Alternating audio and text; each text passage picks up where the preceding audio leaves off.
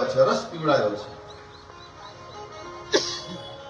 અને આસવ એને કહેવાય કે એકવાર નશો કરે ને પછી ઉતરે જ નહીં.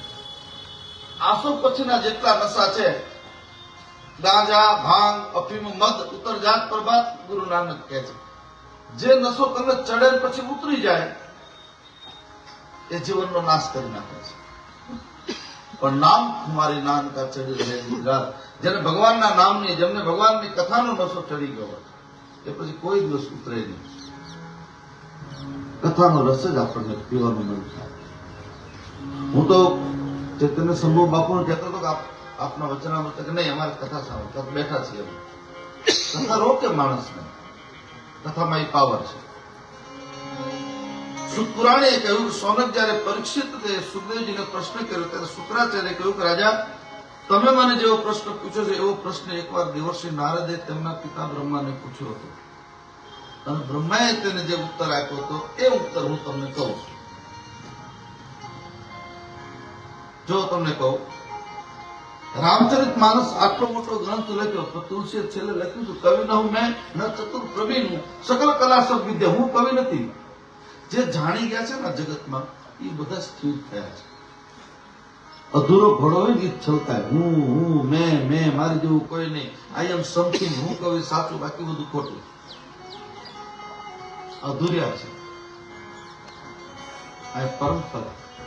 યાજ્ઞવલ્ક અને ભરદ્વાજનો સમાજ રામચરિતમાં ચાલતું ત્યાં પણ કે મેં સાંભળ્યું છે, મેને સુના હૈ. કબીર કહે છે સુનો ભાઈ સાધુ, મેને સુના હૈ, ક્યાંકથી મેં સાંભળ્યું છે. બહુ સરસ વાતો આવી છે. બસ સુખદેવજી માર્ગમાંથી હટી ગયા. આ કથા હું કે તમે નથી સાંભળતા કહેતા, ફક્ત બ્રહ્મા અને નારદનો સંવાદ તમારે આગળ રજૂ કરું છું. કોઈ વક્તા એમ નથી કહેતો હું કહું છું, અને હું કહું છું એમ કહેતા હોય ત્યારે સમજવાનું કોપીરાઇટ હોય. કોપી અને ગોપી બે હરખું. વિદ્વાન કોઈથી બોલે નહીં. જબ મેં થા તો પ્રભુ નહીં, અબ પ્રભુ હૈ તો મેં નહીં. પ્રેમ ગલે અતિ સાકરી તામે દો ન સમાન. એક સાથે બે કઈ રીતે એક મેમમાં બે તલવાર કેમ રહે? બસ અસ્તિત્વની જયારે ઓગળી જાય છે ત્યારે ભગવાનની કથાનો રસ જાગે છે. તમે તમારી અંદર અહીંયા જેટલા ભાઈઓ બહેનો બેઠા છે, જ્યાં સુધી તમે તમારા પોતાને નિજને નહીં ભૂલો ત્યાં સુધી કથાનો રસ તમે નહીં પી શકો. અને જેને જેને આ કથાનો રસ પીધો છે, બસ જિંદગીમાં કંઈક પરિવર્તન આવ્યું છે. સુખદેવજી કહે છે, રાજન સાંભળ. એકવાર બ્રહ્માજી કમલાસ્થ બેઠા છે, ધ્યાન કરે છે. ધ્યાન કરતા જોઈ દેવર્ષિ નારદને આશ્ચર્ય થયું. બ્રહ્માને પ્રણવીને પૂછે છે, દેવતાઓના દેવ, આપને પ્રણામ કરું છું. આપ સૃષ્ટિનું સર્જન કરો છો તેથી હું આપને રચયિતા માનું છું, ઈશ્વર માનું છું. આપ કોનું ધ્યાન કરો છો? મારે રામાયણમાં આવી સ્થિતિમાં પાર્થ સતીની થઈ. અગસ્ત્યના આશ્રમમાંથી કથા સાંભળી નીકળે છે અને ભગવાનના દર્શન થયા અને ભગવાન શિવ પ્રણામ કરે છે. સતીને દેખાતું નથી કારણ કે અંદરની વાતો હતી. એને જોયું તમે તો દેવાદી દેવ છો, તમે કોને પ્રણામ કરો છો? તમારાથી મોટું આ જગતમાં કોણ? આ એવો પ્રશ્ન આવ્યો છે. આપ કોનું ધ્યાન કરો છો? આમાં કોઈનો અહંકાર ચાલે, કોઈનું ચાલતું નથી. માનવ કહે કે મેં બડા તો ઇસ ધરતી પર ક્યું ખડા. માનવ કહે છે હું મોટો ઘણા કહે હું મોટો પણ તું તો ધરતીનો આશ્રય લઈને બેઠો છે. ધરતી કહે કે મેં બડી તો શેષ કે સર પે તું ક્યું ખડી. બહુ સરસ વાતો આવી છે. કોઈનું ચાલતું નથી. બહુ લાંબુ છે. શંકર ભગવાન કહે હું મોટો થયો, તમે કૈલાસનો આધાર લીધો છે, ચાલે નહીં.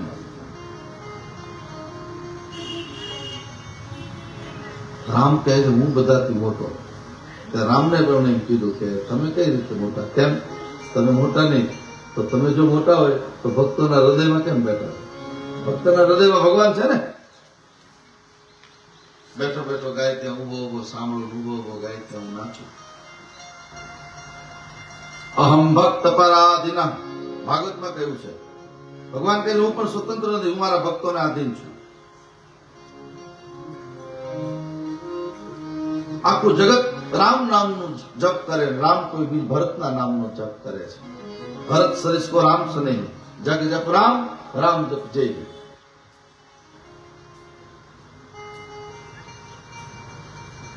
યોગ, જ્ઞાન, આ બધી જ વાત કરતા કરતા સુખદેવ મામુની પરીક્ષિતના શ્રવણમાં ભગવાને જ્ઞાન આપ્યું. 4 શ્લોકમાં બતાવ્યું, બ્રહ્મા હું જેવું છું તેવું યથાર્થ સ્વરૂપનું જ્ઞાન તમને મારા અનુગ્રહથી થશે. જેને આ જણાવતા માંગતા હોય જાણી શકાય. ભગવાન જયારે આપણી રણછોડ રાય જયારે આપણી ઉપર કૃપા કરશે ત્યારે ભગવાનનું સત્ય સનાતન રૂપ આપણને સમજાશે. ભગવાને બ્રહ્માને 4 શ્લોકમાં ભાગવત કહ્યું. પ્રથમ શ્લોકમાં પોતાના સ્વરૂપનો પરિચય આપ્યો. અહમેવાસમેવાગ્રે નાન્યત્યત સદસત પરમ. હે બ્રહ્મા, આ બધું જે દેખાય છે કે જયારે નહોતું ત્યારે પણ હું હતો, છે ત્યારે પણ હું છું, અને નહીં હોય ત્યારે પણ હું જ છું. આદિ અંત કોઈ જાસુન પામ. નીતિનભાઈ આપણા વાહ, મને બહુ પ્રેમ કરે છે, મોટા મંદિર લીમડીને બહુ પ્રેમ કરે છે, વિજયદાસ બાપુને પ્રેમ કરે છે. સાધુને પ્રેમ કરનારું તત્વ આપણા પૂર્વ ઉપમુખ્યમંત્રી વિજયભાઈ નીતિનભાઈ પટેલ સાહેબ આપણી વચ્ચે બિરાજમાન છે, આવી રહ્યા છે. જ્યાં કથા હોય, જ્યાં સાધુનો મેળાવડો હોય ત્યાં નીતિનભાઈ હોય જ.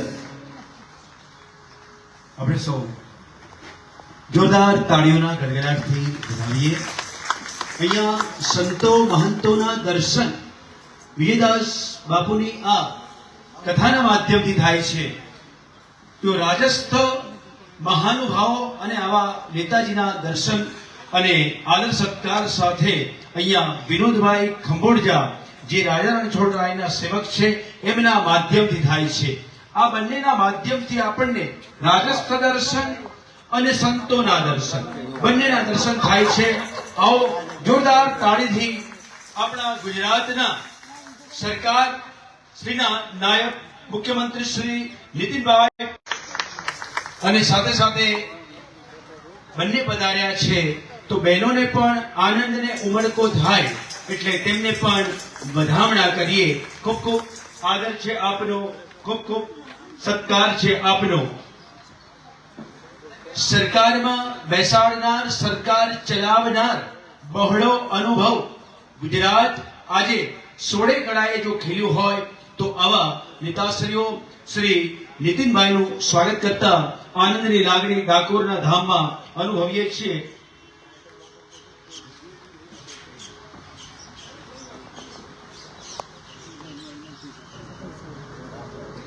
આપણે સાંભળવા માટે ઉત્સાહિત છીએ માન્ય શ્રી નીતિનભાઈ પટેલ.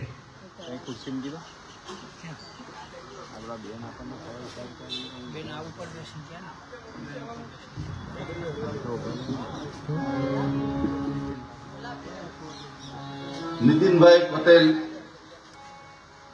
મંત્રી તો પછી, ધારાસભ્ય પણ પછી, પણ ચૈતન્ય બાપુને યાદ છે રામ જન્મભૂમિ આંદોલનથી અમે બધા સાથે છીએ. આમના એક ધારા અને રામલલ્લાને પાછા બેસાડે અને આનંદ છે આપણને. સાધુના દાસ છે. હમણાં મોહનદાસ બાપુને ત્યાં પણ ખૂબ આનંદ કર્યો. મને જયારે જયારે પૂછે ત્યારે મારું ન પૂછે, લીમડી કેમ છે એમ પૂછે. એટલે જનહિત એના હૃદયમાં વસેલું છે. એવી એક વિરાટ શક્તિ, વિરાટ તાકાત ગુજરાતની એમને જે સેવા કરી છે, જે નિર્ણયો કર્યા છે, 75 વર્ષમાં નહોતા થતા એ નિર્ણય નીતિનભાઈ એના કાળમાં કર્યા અને એનો શુભ ફળ આજ આખી ગુજરાતની જનતા ચાખી રહી છે.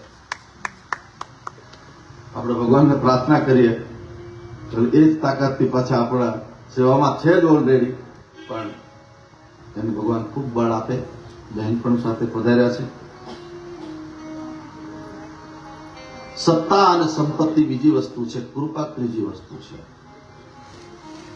નીતિનભાઈ ઉપર સત્તા, સંપત્તિનો, વૈભવનો આમ ચરણસીમા સુધી એનું સ્થાન એટલું ઊંચું, પણ એટલું ને એટલું પાછું ધર્મની સાથે રહીને, સાધુ સંતોની સાથે રહીને સનાતન ધર્મ માટે પણ એમને ખૂબ કામ કર્યું છે. આ વ્યાસપીઠ છે ને એને બહુ જવાબદારીપૂર્વક બોલવાનું હોય, અને વખાણ કરવા એ મારો તો બિલકુલ સ્વભાવ જ નહીં. હું જેટલું જોઉં એટલું જ બોલું. પણ સાધુને શું કામ કોઈની ખુશામત કરવાની હોય? કોઈ કરતા કોઈ પણ જગત હિતના જેટલા કામ,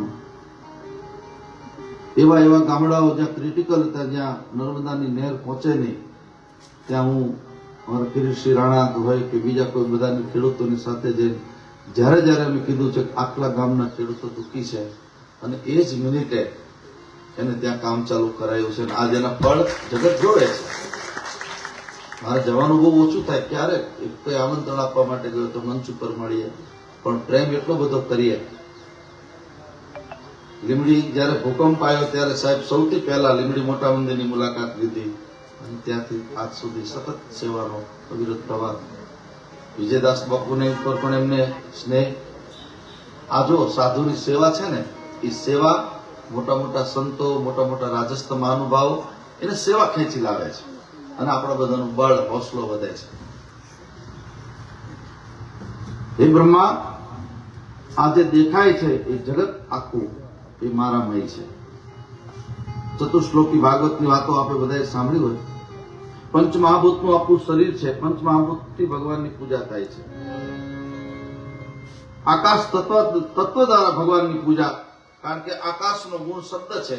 ભગવાનને ચંબળ ઢોળીએ એ વાયુ તત્વથી, મંદિરમાં ચંબળ ઢોળે ને પેલું વાયુ તત્વથી ભગવાનની પૂજા. પંચભૂતની શરીરથી, પંચ તત્વથી બનેલું પરમનું આ જે શરીર છે એની વંદના કઈ રીતે કરવી એ સુખદેવ મહામુનિ પરીક્ષિતના શ્રવણમાં મૂક્યું છે. ચતુશ્લોકી ભાગવત ભગવાન બ્રહ્માને સંભળાયું, બ્રહ્માએ નારદને આપ્યું, નારદે વ્યાસને આપ્યું, વ્યાસે આ સૂત્રોને સમજાવવા માટે 18,000 શ્લોકમાં તેનો વિસ્તાર કર્યો. 12 સ્કંદ વાળી આ સંહિતા રચી. આમ તો પુરાણોના 5 લક્ષણ, પણ ભાગવત તો મહાપુરાણ એટલે એના 10 લક્ષણો બતાવ્યા છે. સ્વર્ગ, વિસર્ગ, સ્થાન, પોષણ, ઉક્તિ, મનવંતર, ઈશાનુકતા, નિરોધ, મુક્તિ અને આશ્રય. ભગવાનના આ 10 લક્ષણો છે. સ્કંદ 12, લક્ષણ 10. એટલે પ્રથમ સ્કંદને નામ આપ્યું અધિકાર લીલા, બીજા સ્કંદને નામ આપ્યું સાધન લીલા, ત્રીજા અને 12મા સ્કંદ સુધીનો આ 10 લક્ષણોની વાતો સુખદેવ મહામુનિ પરીક્ષિતને સમજાવે છે. શ્રીમદ ભાગવતનો તૃતીય સ્કંદ એ ભગવાનની દક્ષિણ ભુજારૂપ છે. પ્રથમ અને દ્વિતીય સ્કંદ દ્વારા ભગવાને 2 ચરણના દર્શન કરાવ્યા, એટલે જીવ ભગવાનના ચરણમાં ગયો. ભગવાન આપણા પિતા છે, ભગવાન આપણી માં છે, બધું જ ભગવાન છે. આવો દ્રઢ ભરોસો તમે ભાગવતમાંથી લઈ જજો. એક બહુ મોટો પ્રસિદ્ધ શ્લોક મને ગમે છે, તમને બધાને મોઢે છે, એટલે એકવાર આપણે એનું શ્રવણ કરીએ. ગોમતીના કિનારે રણછોડરાયને સંભળાવ્યું. પહેલા હું બોલીશ, એક અડધાની, પછી તમારે બોલવાનું છે. ત્વમેવ માતાશ્ચ પિતા ત્વમેવ,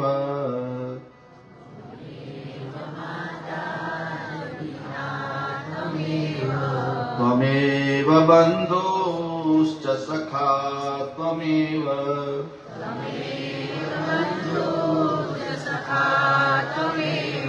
ત્વમેવ વિદ્યા દ્રવિણમ ત્વમેવ,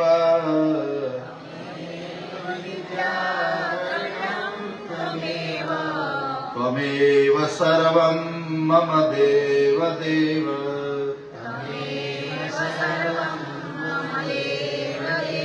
કોઈ પણ રીતે ભગવાનની સાથે સંબંધ બાંધી લો એ તૈયાર છે. રાજા રણછોડ તૈયાર છે. કોઈ એને મામા માને, કોઈ ભાણેજ માને, કોઈ દીકરો માને, કોઈ અરે ભગવાનને ગાળો દીધી છે એવા ભક્તો થયા. નરસિંહ મહેતા ગાળો દે છે, તું 2 માનો 2 બાપનો, તારે કોની ખબર પડે? અને છતાંય મારો ઠાકોરજી સ્વીકારે છે. તૃતીય સ્કંદ એટલે સ્વર્ગ લીલા, સ્વર્ગ એટલે સર્જન. ત્રીજો અને ચોથો સ્કંદ વિદુરજી અને મૈત્રીજીના સંવાદ રૂપે છે. સુખદેવ મહામુનિ પરીક્ષિતને કહે છે, રાજન, હવે હું તમને વિદુરજીનો અને મૈત્રીજીનો પવિત્ર સંવાદ સંભળાવું છું. હસ્તિનાપુરના મહામંત્રી વિદુર પોતાના સમૃદ્ધિમાન ઘરનો ત્યાગ કરી અને તીર્થયાત્રા માટે નીકળી જાય છે. તીર્થયાત્રા કરતા કરતા ગંગાને કિનારે મૈત્રી ઋષિના આશ્રમમાં પધાર્યા છે.